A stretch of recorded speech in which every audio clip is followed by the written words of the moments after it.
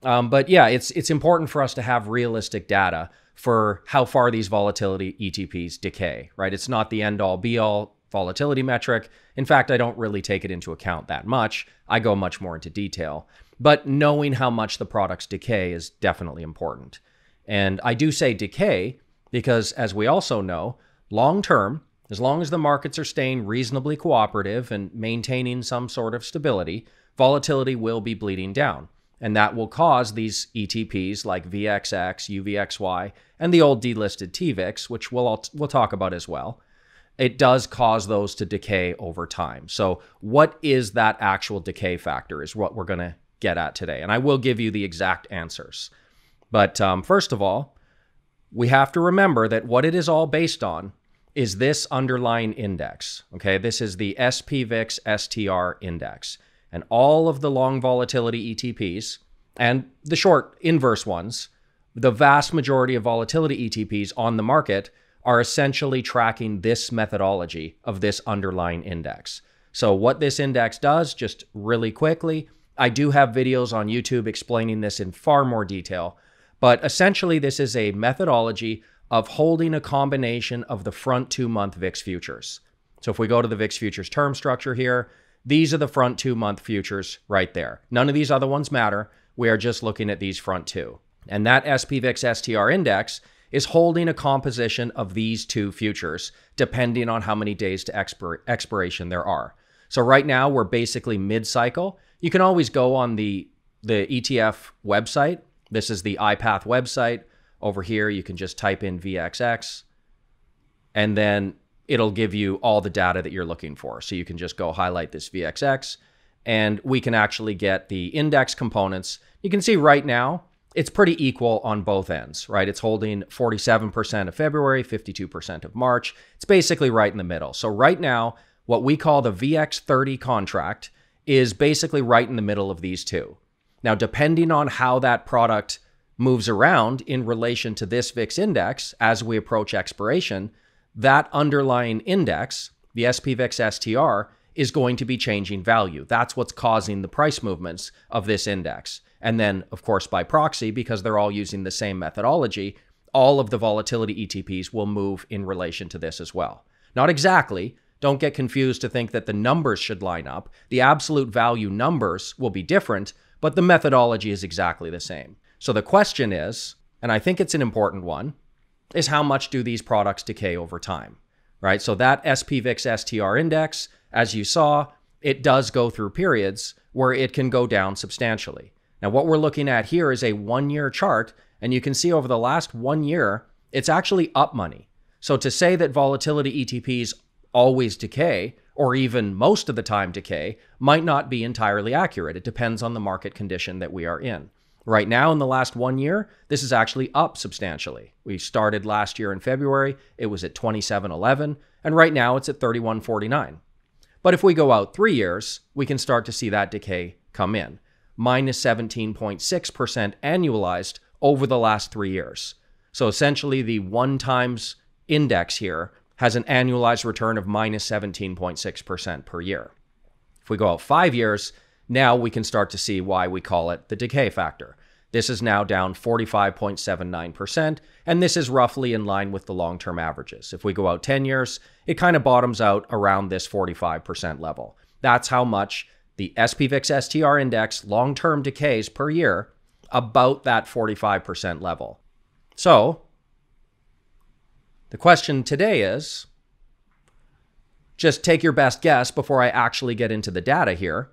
What do you think it decays per day, right? We know per year the thing looks ugly most of the time, but some years it can do very well. And during certain market environments, it could have several years where it does very well. The idea that it always decays and you should just short vol all the time, just cover your eyes and short vol, it's a crazy concept because we can go several years where that thing is trending upwards and actually spiking upward. But long term, just your best guess before I reveal the answer. And typically we can't really think too clearly on 1 day timeframes because it's going to be a small number. So 5-day time period per week, what do you think that underlying index averages as far as decay factor? I don't want to reveal it immediately. I want people to sort of participate a little bit. So what's that weekly decay in your opinion? So the difference, of course, is going to be whether we're compounding arithmetically or geometrically. Investment returns always compound geometrically. So here we go. We will reveal the first little piece of information. Because as we know, volatility ETPs themselves look very ugly on long-term charts. So this is the VXX since inception. A little bit easier to see on a logarithmic chart.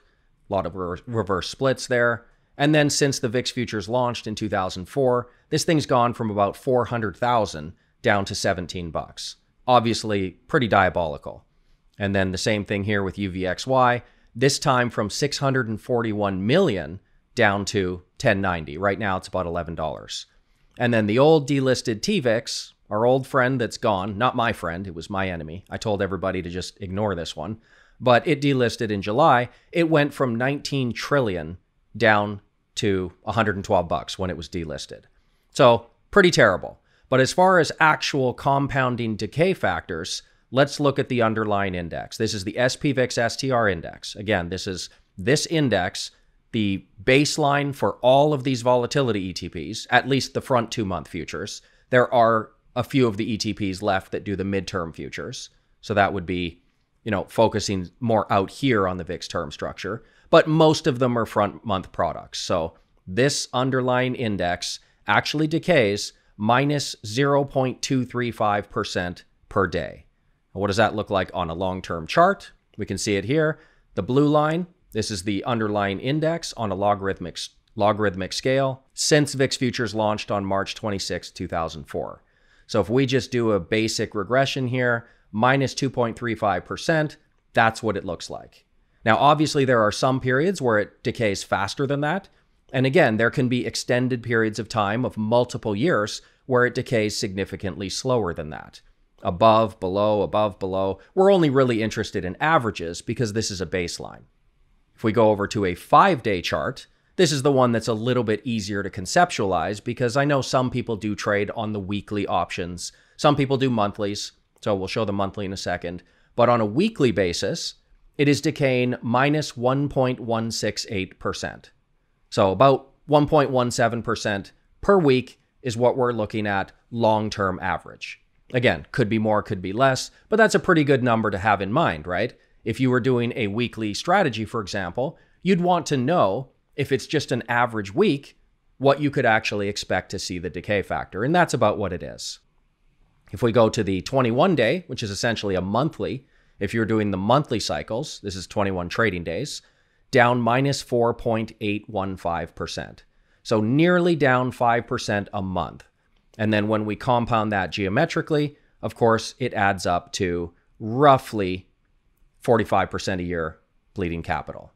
So that is the 1 times underlying factor of the SPVIX STR index. And I typically like to look at the numbers on a 5-day period. So we're looking at minus 1.17% per week. That's how much that underlying index decays. Long term. Of course, in the last 3 years, far, far less than that. In the last 15 years, that's what it equals. So is that more? I'm just going to glance at the comments really quick. Is that more or less? I don't know if this is a surprise to many people. What I find on Twitter, a lot of people don't actually talk about the VXX nearly as much as they do the UVXY. So we can now go into the UVXY, which is a 1.5 times leverage factor of this underlying index. It's essentially the same thing. I can show you a chart. The actual decay of this chart, it follows the exact same methodology. This yellow line is the UVXY. So it will mirror on a 1-day basis exactly the methodology of the underlying index, just at a 1.5 times leverage factor. So now we will look at the UVXY. And this one decays minus 0.423% per day. Again, this is what it looks like on a long-term chart. We've got the UVXY all the way back to 2004, starting at 641 million, and now, of course, decaying all the way down to $11 today. And that is a geometric compounding of minus 0.423 per day. Again, the weekly is a little bit easier to conceptualize. So on a weekly basis, it is minus 2.1% decay factor. Okay, so every week, 5 trading days, this is what the long-term average is. Again, very important to remember, some periods it's less, some periods it's more. This is a long-term average. And then on a monthly, 21 trading days, minus 8.5% per month. So this is why a lot of people talk about the short vol trade, is that long-term, we are looking at a decay factor here. Now, again, it is extremely important for people to remember that those spikes can be violent and they can basically end your trading career if you're not careful. So just shorting undefined risk options is obviously a terrible idea. This is why I always talk about that, because just because the long-term average shows significant decay doesn't mean you're not going to get caught in something that really ruins your month or year or several years of your trading. Now, one thing I will talk about quickly, because I do get a lot of emails, I get a lot of comments. A lot of people, for some reason, and I suspect I know where the reason is, the number that gets thrown around a lot is that UVXY decays 5% a week. Now, like I said, I suspect I know where that is coming from, but it is very important to understand that that is only something that you will see on Twitter. Of course, there's no basis for us to think that. So what I've done is I've also prepared a little bit of a test here. What would a volatility ETP look like if it actually did decay 5% a week, right? So just doing a basic regression, 5% a week. Instead of starting at 641 million, it would have to start at this number. Now, that's a lot of zeros. That's a very big number. Obviously, 5% is just miles off the accurate number, right? A lot of times on Twitter, that's what gets followers, is when you do tweets that have data in it. People, they follow those tweets. They think, wow, this guy must know what he's talking about. But nearly never did they actually open a spreadsheet and check their numbers. It's just plucked out of thin air. But this number is called 70 quintillion. That's how much of the decay factor it would be if we were actually talking about 5% a week. So here we are at the actual number, minus 2.1. This is 641 million. We have to add 11 zeros to get to this quintillion number. So I don't want people out there thinking that this is actually a legitimate number, like somehow the UVXY decays 5% a week. That is, it's absolutely miles off of the accurate number. Sometimes it drives me crazy when people just make up data just top of their head. But yeah, this is not even remotely close. So the one way that I can actually show that, we remember our old TVIX, right? The TVIX is a 2 times leverage factor of this underlying index. So surely, I mean, that's the most powerful product we've ever had on the market. It was delisted, but if we look at TVIX decay factor on a daily, minus 0.63. Again, this is a delisted product, but important to look at what a 2 times leverage factor would actually look like. So now, remember, this is going from 19 trillion down to the delisting price of $112 at minus 0.63% per day. That is massive, massive decay. On a weekly basis, the TVIX decays minus 3.1%, which is obviously insane, going from 19 trillion down to $11. That is, that's pretty crazy. On a monthly, minus 12.42%. So we're talking about a decay factor here that we're not quite sure that we're going to see it again. There is a listing for a new TVIX. There's, the passing regulations and see if they can get it launched. I'm not sure if that's going to really fly here. The TVIX was a very popular index, but as you can see, a minus 3.1% weekly decay factor. The problem there is people look at that and they think, well, that's a great product to be short vol on. The issue is there's always a flip side to that. And anything that can decay 3.1% a week can obviously spike insane amounts, 1,500%. It can spike 2,000%. If there was some type of flash crash, this could be career ending for anybody who is even close to undefined risk options. So obviously, always remember there's 2 sides to these decay factors. But that was just an illustration to show you that obviously minus 5% is a completely ridiculous number. Even the TVIX was only minus 3.1. And again, the UVXY is minus, where's the beginning? Minus 2.1. So that's probably the number that you can go baseline, the weeklies, minus 2.1 for the UVXY, and then the underlying index will be minus 1.17. So one interesting thing we can do with these numbers, and again, this is not really very much to do with how I trade volatility, but we can just get some general baselines. So right here, this is the VXX. It closed yesterday at 18.19. Right now, it's a little bit lower than that. It's already down quite a bit today as well. But let's just do closing values. It closed at 18.19, and the one-day decay factor is minus 2.38%, minus 0.238%. So on a long-term chart, if everything goes as expected, based exactly on long-term averages, we can expect the VXX 1 year from today, next February 2022, the VXX could touch $10, right, based on long-term averages. And the actual exact number, 9.97.